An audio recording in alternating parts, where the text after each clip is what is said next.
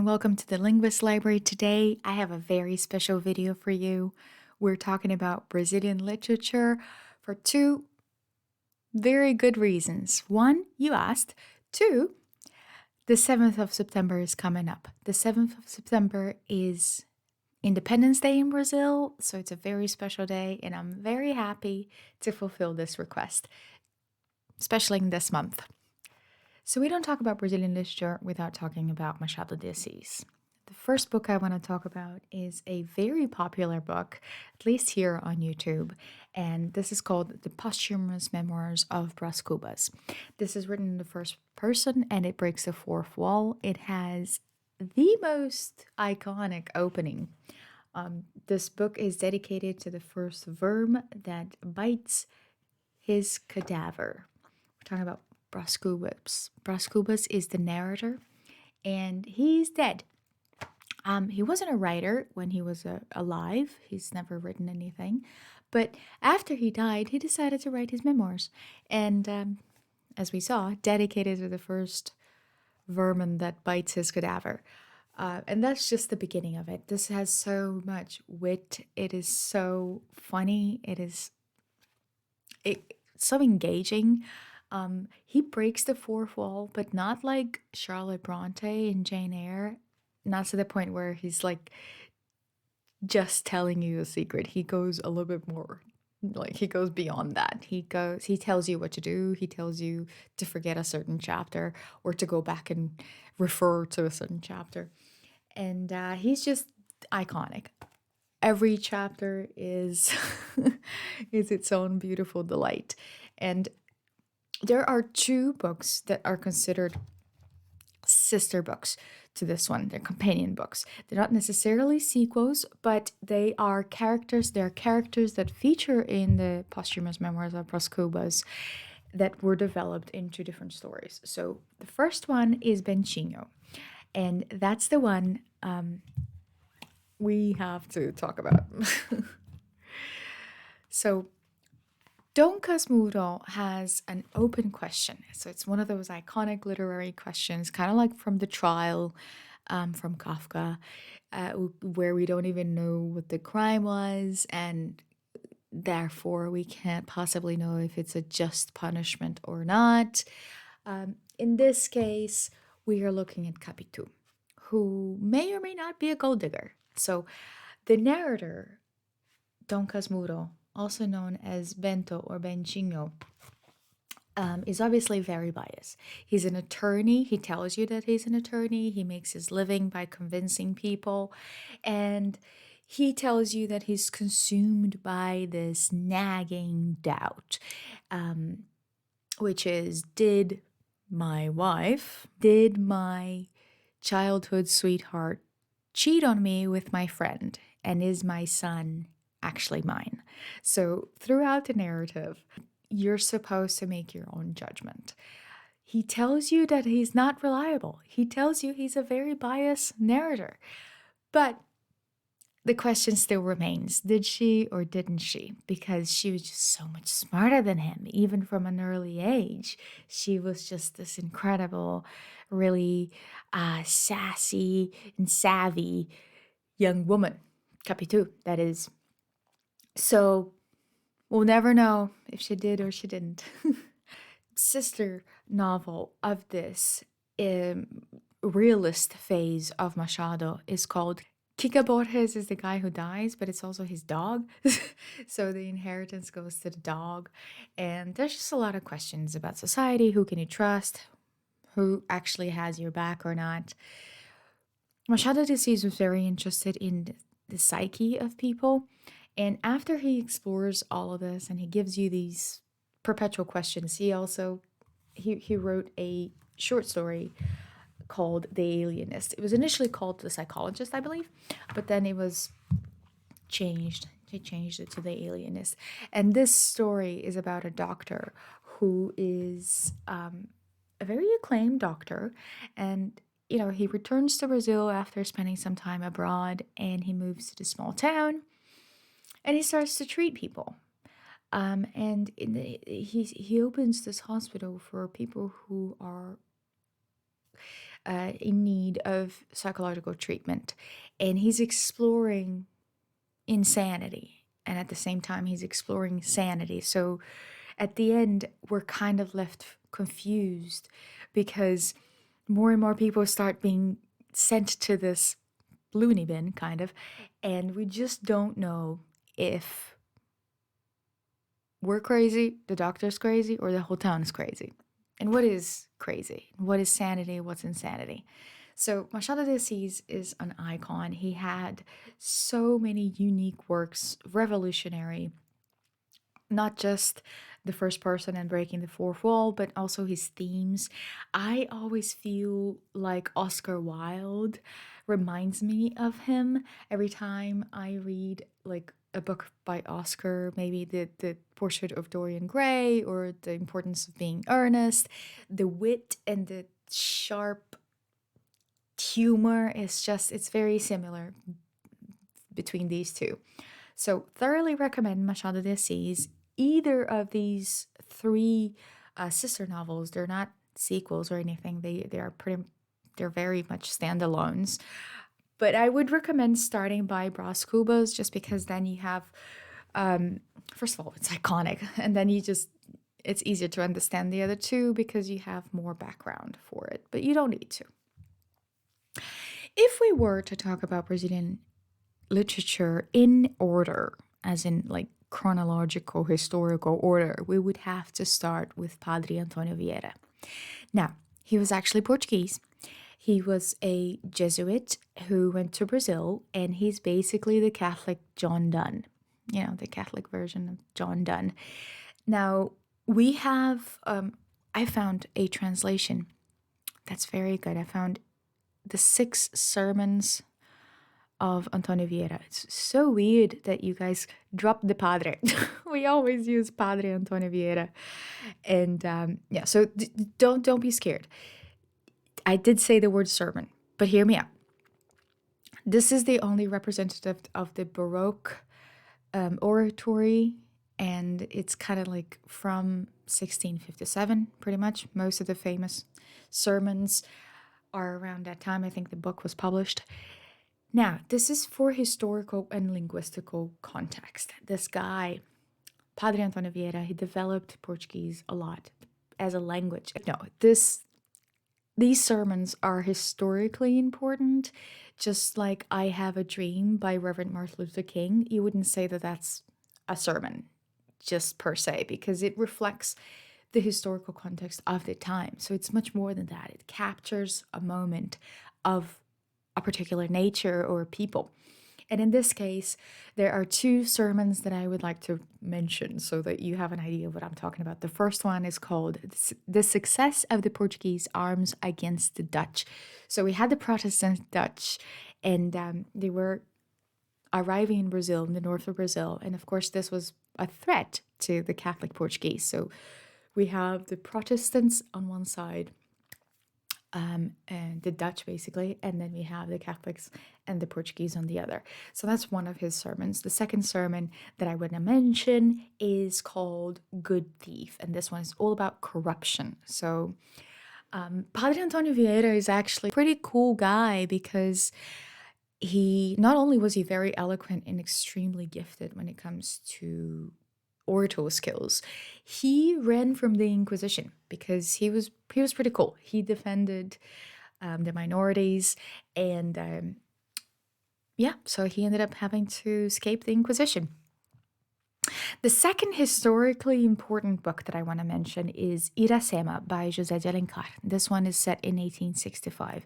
José de Alencar wrote a collection of books that have a lot of Native American culture in them. This one in particular, Iracema, is about a Tupi-Guarani girl who is the daughter of a pajé.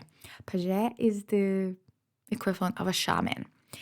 And she herself, so this has a little bit of mythology in it, and so she herself has special skills. For example, she can make this like root wine that can give warriors superhuman powers. Her name literally means honey lips, and this the core of the story is actually a love triangle between Iracema, the Native American girl, Martins, a Portuguese white man, and another Native American guy who's fighting for Iracema's love. So this is actually an extremely difficult novel if you don't have the right edition.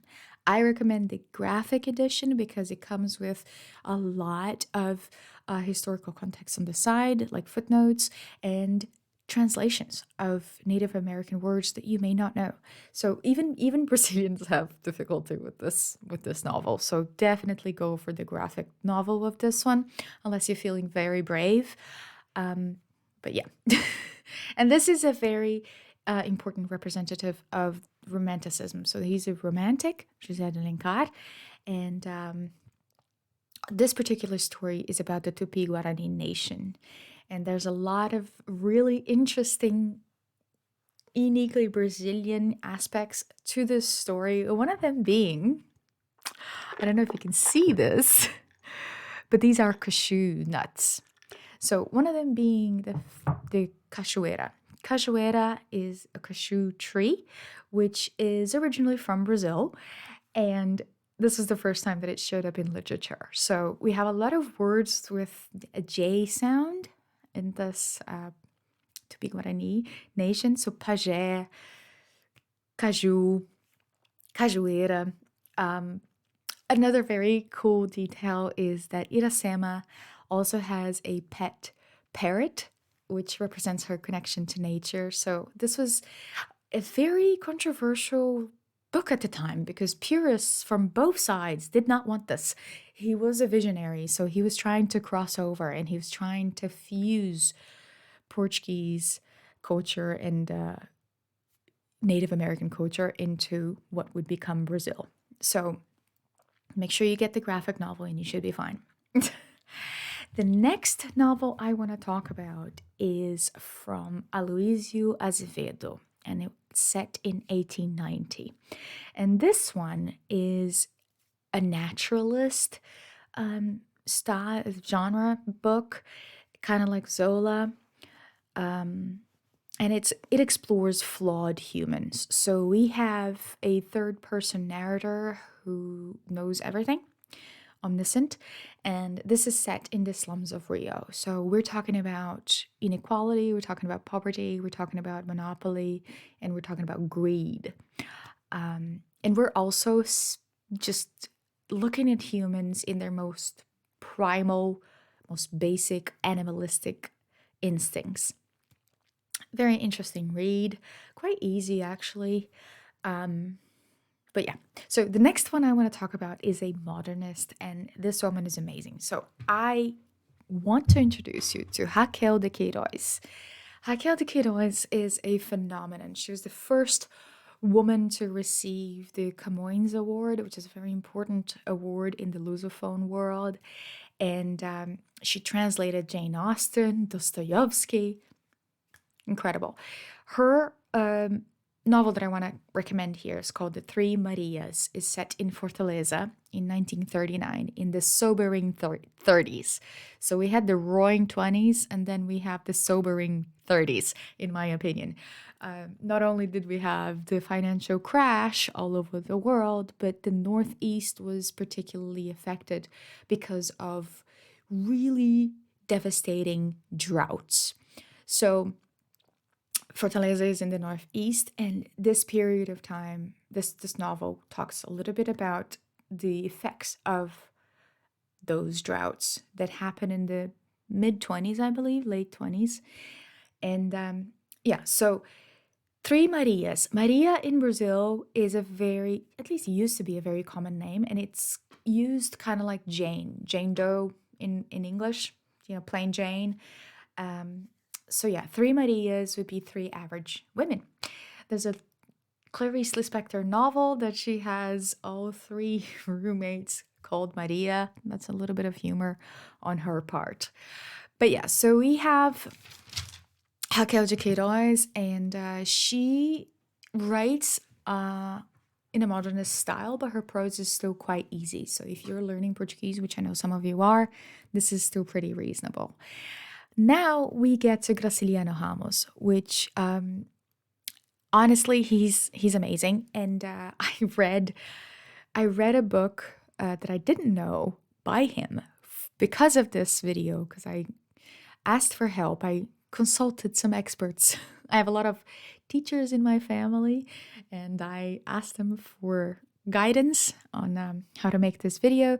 And Graciliano Ramos' Anguish, which is a fantastic novel, a little bit of magical realism, reminded me of Beloved. I recently read Beloved, so these two have similar prose styles in these novels. So Anguish and Beloved, I kept being reminded of Beloved as I was reading Anguish.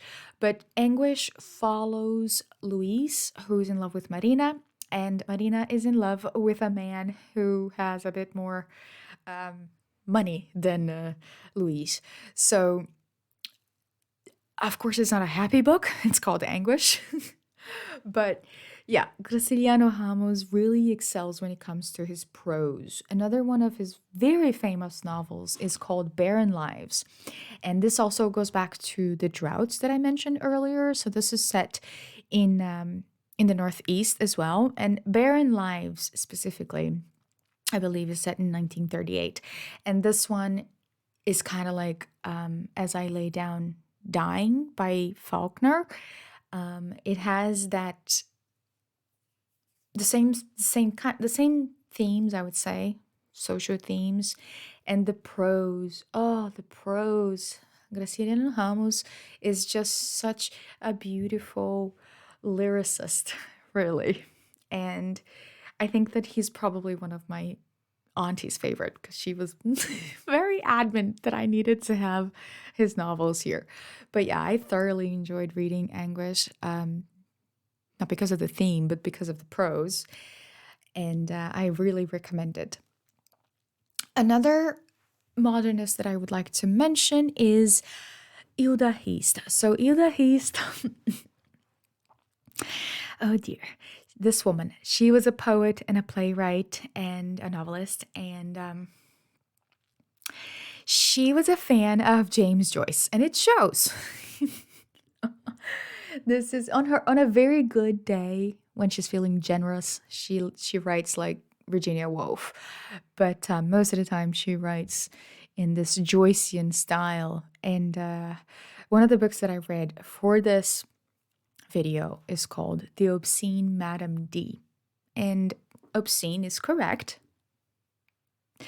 This is a very short book. It's less than 100 pages, but I had to read it twice because it completely went over my head the first time. I wasn't sure if I understood her.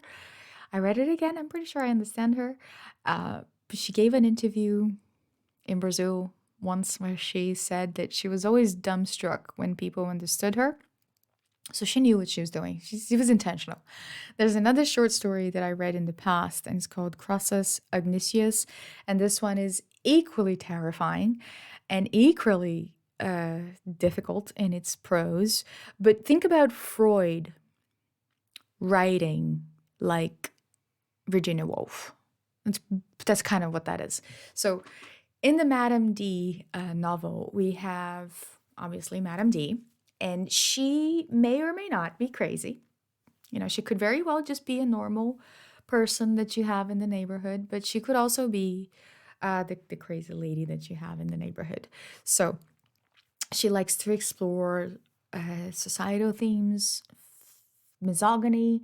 She was banned for a very long time, along with her friend Lygia Fagundes Telles, who I also want to talk about. So these two women are just not afraid to be controversial. There was an adaptation of this story, and they censored a ton of the more risque content.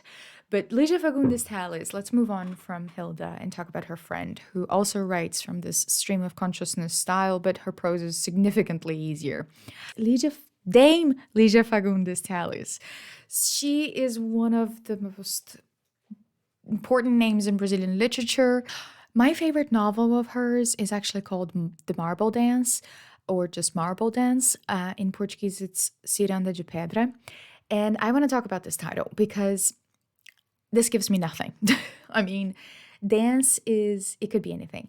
Whereas ciranda is a ring dance, you know? Ring dance, which tend to be very cultural and are obviously significant because they're going in circles. So this is supposed to talk about the social circles. So you have the elite, you have the middle class, and you have social circles, and then you have that dance, that societal dance.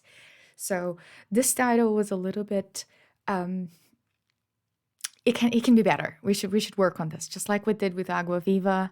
There has to be a better word for this. Okay, I don't know. I hope they do something with this title because there's so much lost in translation here that it's a little disappointing. Now, other than the marble dance, which is fantastic because it's done by a girl who's basically looking for her place in the world. This is a book about belonging, and not just in society, but also in a familiar relationship. Like, who do you belong with? If you have divorced parents, and who do you take after?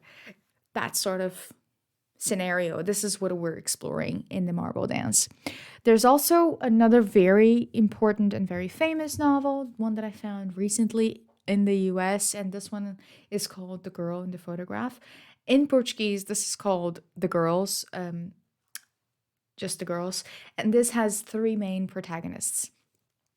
This is not an easy text that I would recommend for people who are learning Portuguese. It's got multiple POVs, and it's a bit of a stream of consciousness style. So Lygia Fagundes Telles, along with Hilda Hilst, was friends with Clarice Lispector, and they all wrote in a stream of consciousness fluid style. So now that we talked about her, I might as well start talking about her. So Clarice Lispector, my favorite author of all time. I've talked about her extensively on this channel. I have an entire video about all of her books and our short stories and everything else. Check that out. But I do want to mention 2 of her novels that are pretty consistent in all the classic lists. Whenever you see lists of classics, you will see these 2. One of them is The Hour of the Star, and the other one is A Passion According to G.H. So, The Hour of the Star, we follow 2 main characters per se. The first one is an author who goes to an open market in Rio and comes across this migrant girl from the Northeast. This has a lot of Clarice Lispector's own life to it. She lived in the Northeast as well as in Rio. And there's a lot of commentary in this. I cried so hard. I always cry so hard with Clarice because she holds a mirror to your face, and you left with so much. Her voice is just pregnant with epiphanies. It's hard to not be impacted by her. Clarice Lispector lived in the northeast of Brazil as well as Rio, and she knew what she was talking about. So this has a lot of her personal story, and it's so powerful because we are looking at this guy who's talking about this girl who he's never actually met or exchanged any sort of interaction with, but he creates this whole story about her, and there's so many questions and so many social commentaries, but also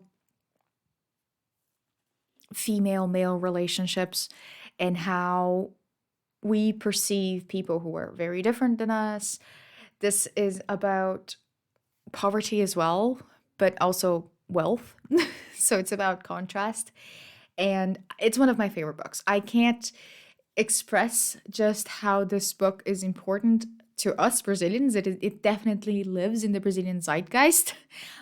There's been so many plays about Clarice, and inspired by this book, there's a film that was, I think there's probably more than one by now.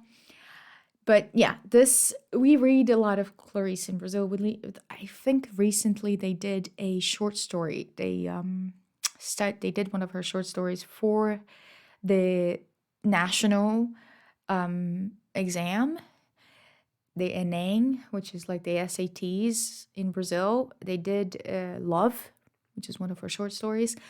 But the second book I want to talk about here, which is probably the most famous one outside of Brazil, at least from what I gather, this one is called The Passion According to GH. And this one is one of her out of the box sort of novels. This is really, there's nothing like it. This is really when she goes Kafka on us. So we have this sculptress in Rio, and one day after dismissing her maid, she walks into this room that is completely white and it looks like dangerous objects have been removed from it. And she comes across this grotesque, primal black cockroach. And in a fit of madness, she does something to this cockroach. And you're never going to read anything like this. She's a very philosophical author, but she's also a very hopeful one.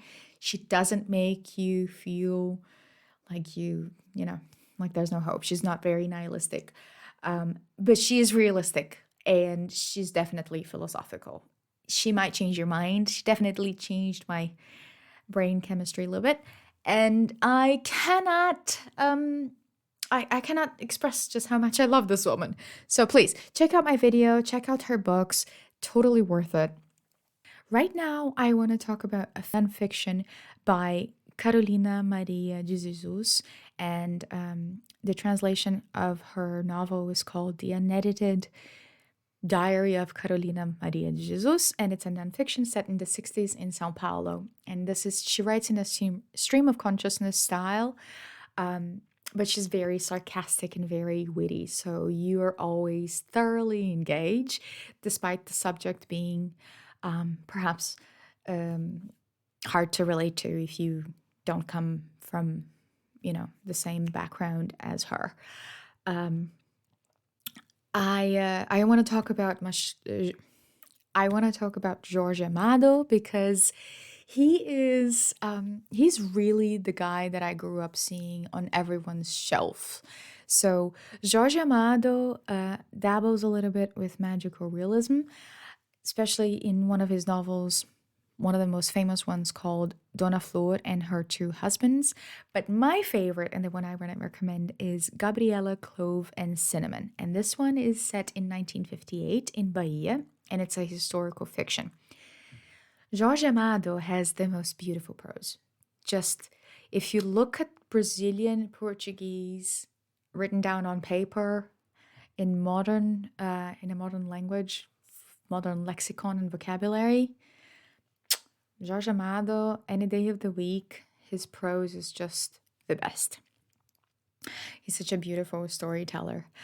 But yeah, so now I want to talk about some books that are from different genres. The first one is The Discovery of America by Turks. And this is kind of like a spin-off of Shakespeare's The Taming of the Shrew, which also inspired one of my favorite movies, 10 Things I Hate About You. And this is, of course, about trying to marry the eldest daughter, who's a bit of a hermit, and when there's a younger daughter who's really cute and popular.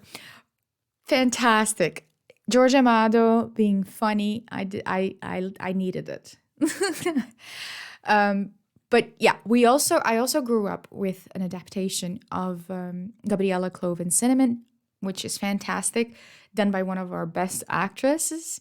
I'm going to put her picture on the screen. You probably have seen her. She's doing one of the most popular series on Netflix. I believe it's the most popular series that's not in English. So, love her. And she played Gabriela. So, Gabriela being played by her, it's going to be fantastic. But yeah, so now I want to talk about some books that are from different genres. The first one is a children's classic by José Mauro de Vasconcelos, and this is partially autobiographical. It's a series of 4 books, and it's called My Sweet Orange Tree.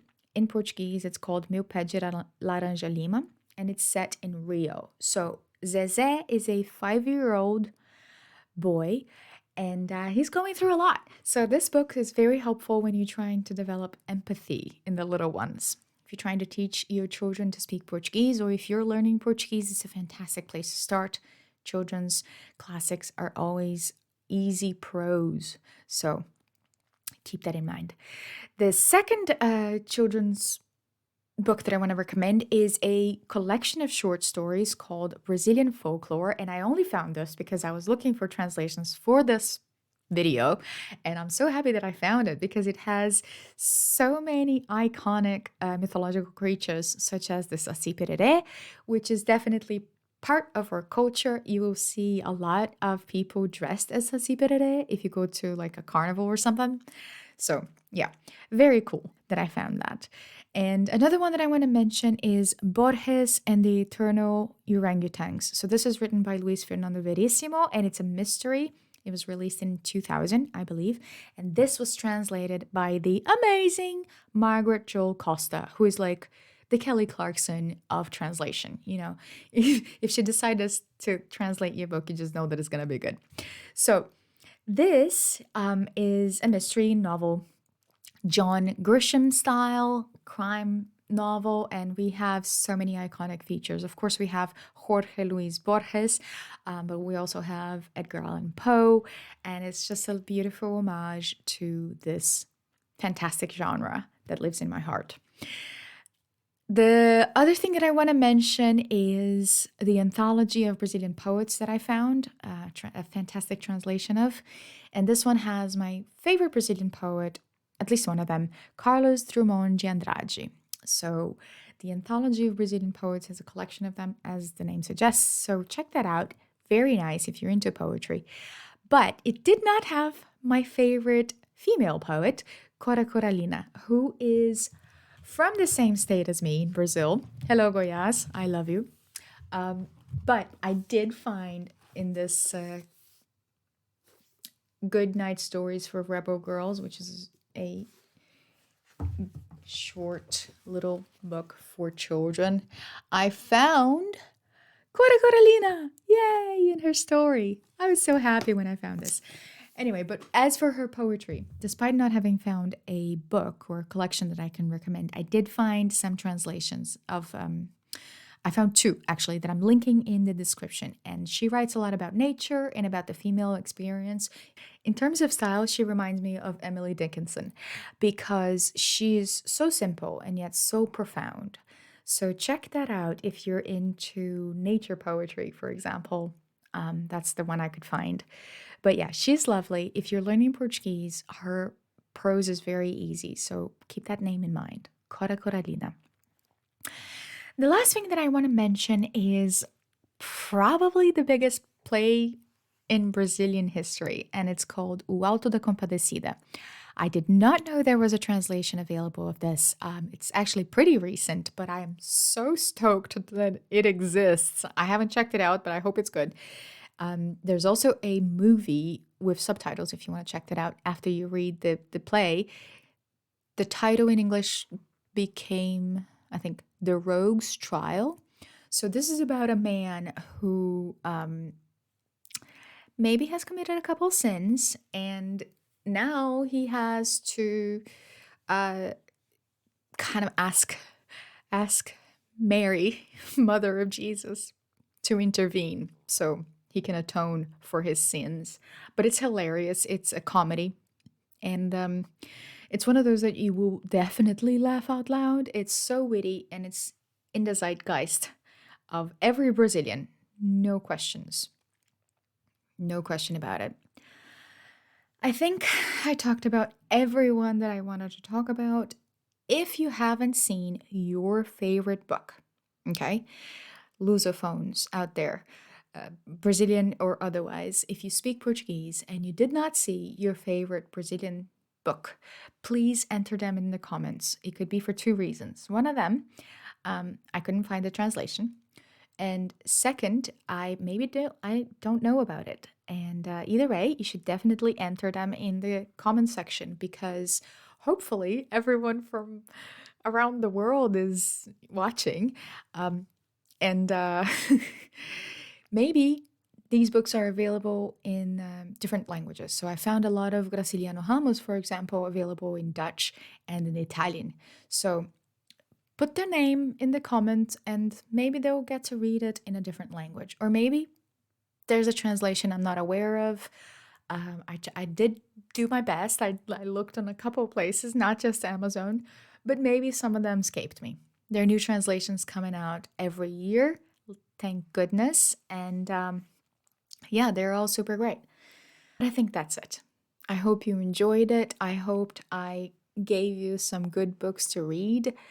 And let me know if you ever read any of these authors before and what do you think about them? Do you like them? Thank you so much. Don't forget to like and subscribe, and I'll see you next time. Bye. And now, if you excuse me, I'm gonna have some cashews. Would you like some? Estão servidos?